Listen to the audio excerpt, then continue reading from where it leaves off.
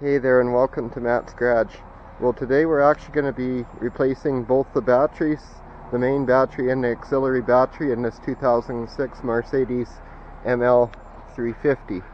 So right now I have the white battery light illuminated, and I think that's actually for the auxiliary battery, but I had the main battery light on before too. And the battery on this is actually located under the front passenger seat. So we have to move the seat into the full up position. So we're just going to do this. Actually, maybe you can do this with the key off. I never even tried, but I know you have to go up too, so I'll just go up. So I actually have to get in there to see what battery I have. The parts store said there's two different options, a group 48 or a group 49 battery. So we're going to go ahead and remove our floor mats, and the battery is going to be underneath that plastic cover there. Now if you've never changed your battery before, as I understand, Mercedes doesn't cut the carpet here. The first person that changes a battery in it will have to cut the carpet there. So if you've got a newer model and it's got the original battery in it, then you may have to deal with that. Okay, so here we are. We're just going to get this inspection cover out, and as I understand, it just kind of lifts out there. See, it's just got some tabs on the sides, very easy. This ducting comes out first, so we'll clip that back down. And I believe it's got a clip right there, so you kind of pull up on it and that pops out. Put that aside so you don't lose it. You just kind of jiggle that out of there. It clips into the duct up in there, and then there's this covering here.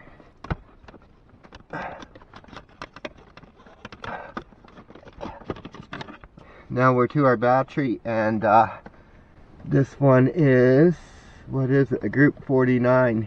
So that's what I'll need, and you have to disconnect the negative terminal, so it's just a 10mm there on the clamp, and just get the negative off, and that'll depower the vehicle. Now what I would recommend doing, I'm going to go around and actually close my driver's door, but you can see this vehicle has a lot of lights in here, and they will all actually go out on their own if you just leave the vehicle for like 5 minutes and you don't move any of the doors. So we'll go ahead and we'll leave the rear door open here because we need it to access that, and that way everything will be depowered.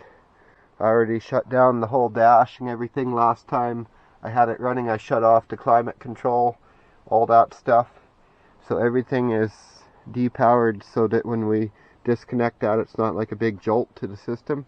So we'll just wait for that to happen. Those lights will all go out.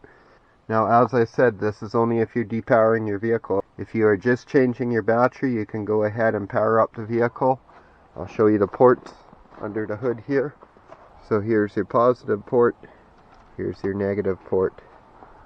Here, I'll get them both in the shot at once. Negative, positive. So if you have another vehicle and you just want to run booster cables off of it, or just another battery, and you don't have to have your booster vehicle running, just have booster cables go into here, and that'll provide enough power to save all the memories and stuff. I'm going to go ahead and depower it, and I'll walk you through the startup procedure to kind of reset everything when we do start the vehicle up. There we go. They turned out. So now we're good to go. We can disconnect the battery and we won't have any kind of jolt or anything because the lights are disconnected. That may be a little OCD, but I like to play it safe when it comes to all these fancy electronics. So make sure you don't close the door again after that happens until after the battery is disconnected. Otherwise it will reactivate the system and all the lights will come on and you'll have to wait all over again. Okay guys, I'm just disconnecting the negative here.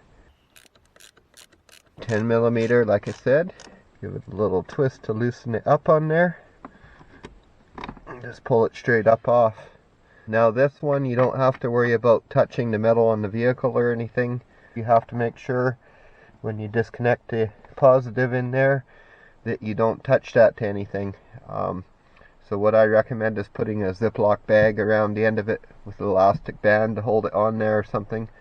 So I'm just going to go ahead and get these clamp bolts loose.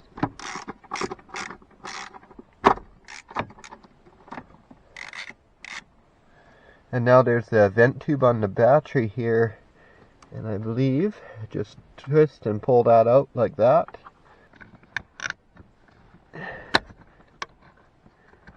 So you just get that cover off. Don't forget to replace that back on later. It's quite important. Make sure nothing shorts out in here. Now you can see the little auxiliary battery right there. I'd like to disconnect the negative on it now too, even before I get any further here, just to make sure that it's not feeding power back into the system, because I'm not totally sure how it all works. But there we go, I was just able to push that negative back off of there. Okay, and now I just got to get in there and get that positive off. Okay, so I'm just going to get on there, and now make sure you don't short out to the body of the vehicle while you're doing this, while you're loosening this one. I'm actually using a composite handled ratchet, so. Okay guys, so I'm going to try and just lift the battery out of here now. So there is a handle, and then I'm just going to get my hand under this end.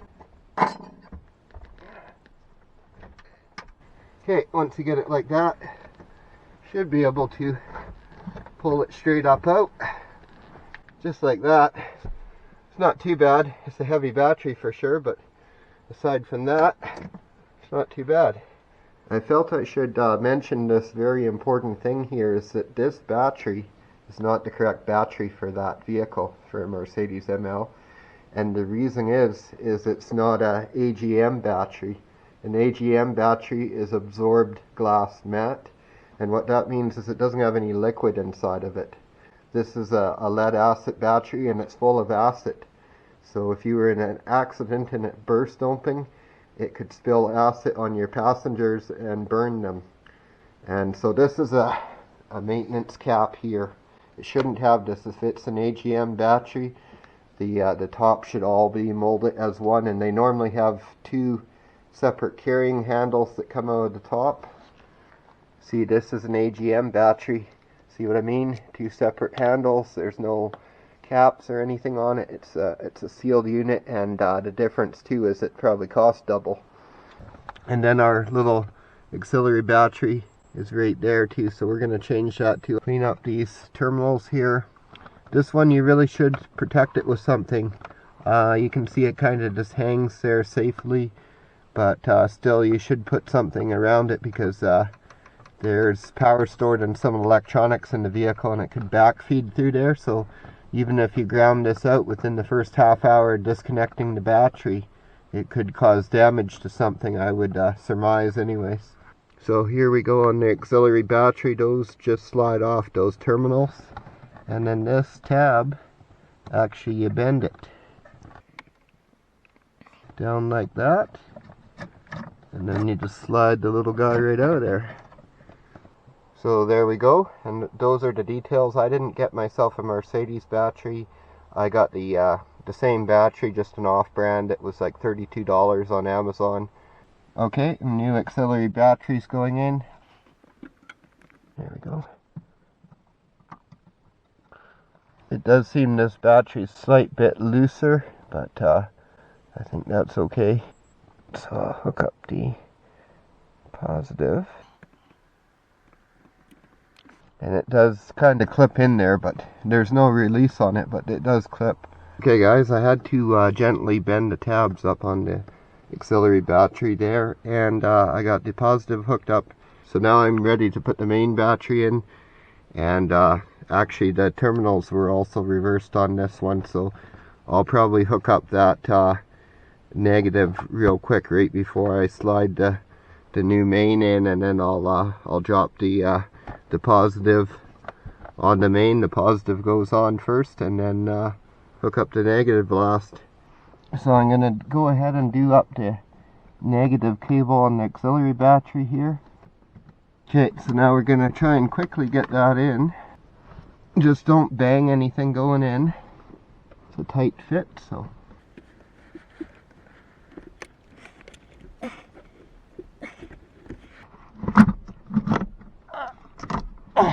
Tight fit and very heavy. So I'm going to get those cables hooked up first thing. Now we get in there with our extension and just careful not to short to the body of the vehicle anywhere. And they don't have to be real tight, but tight enough. You shouldn't be able to move the clamp around once it's clamped. So we're going to get in the vehicle now to do the negative. Doors are closed, and we're just gonna drop, well, I gotta take the cap off there first.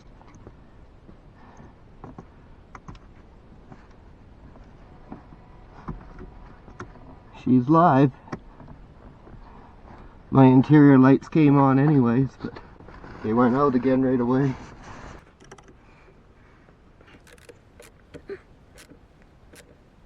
Okay guys, the new batteries are in, so on startup we're going to be greeted with some warning lights, basically to do with the steering wheel calibration, because there's a sensor in the steering wheel.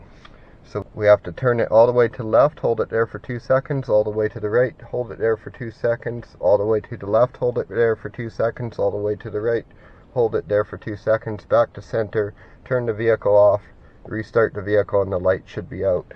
And then we're going to also calibrate the windows. So we'll be bringing them all the way down, holding it for 2 seconds, all the way up, holding it for 2 seconds, and that resets your auto windows. And we're going to do a similar process on the sunroof. So let's get going here. I'll set you guys up where you can see the dash here.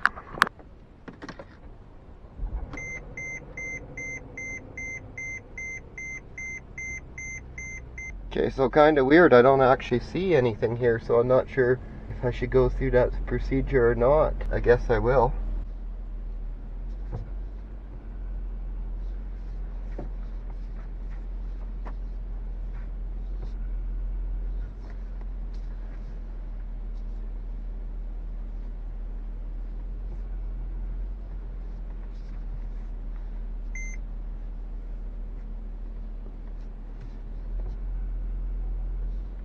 And then back to center. Where's center?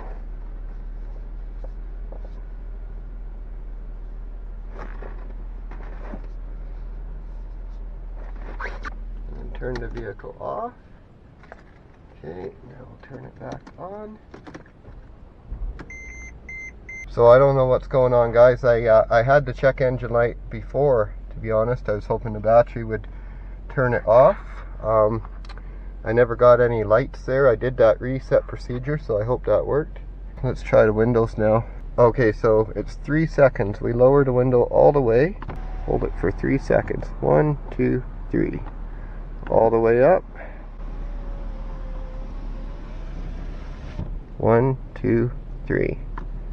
Okay, same thing over here. All the way down. 1, 2, 3. All the way up. 1, 2, 3.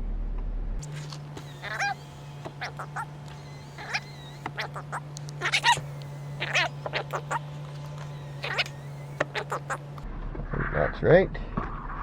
Then the sunroof.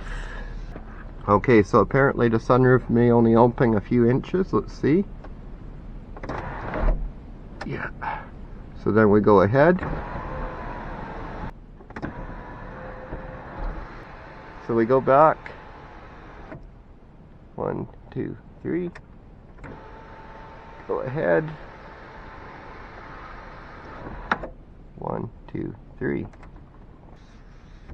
Looks like everything's working. I'm told the radio might not work proper, so let's just see.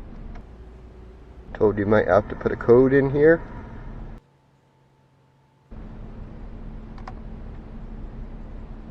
It seems to work.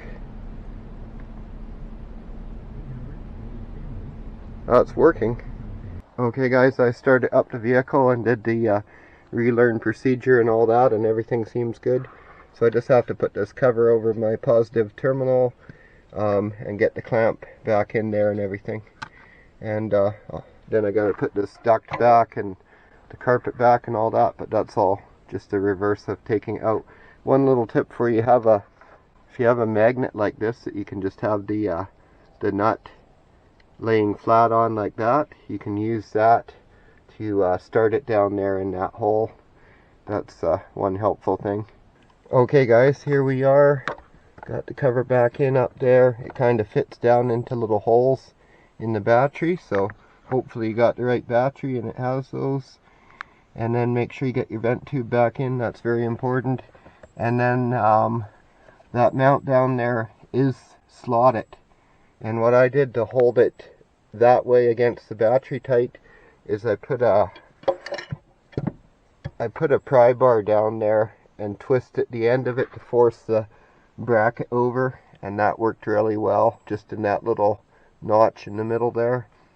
And other than that, I'm just going to get this duct back in here. It just shoves back up into there, and then that clip drops in, just the opposite of how we took it apart. So one thing I nearly forgot earlier is this nice little cap fits down over there. Make sure you put that back on, because that is direct positive, so if you had a piece of metal fall against there or something by chance, you could short out your whole vehicle. Pretty much wrapping this up. Thanks a lot for watching Matt's Garage. Don't forget to like and subscribe, and have yourself a great day.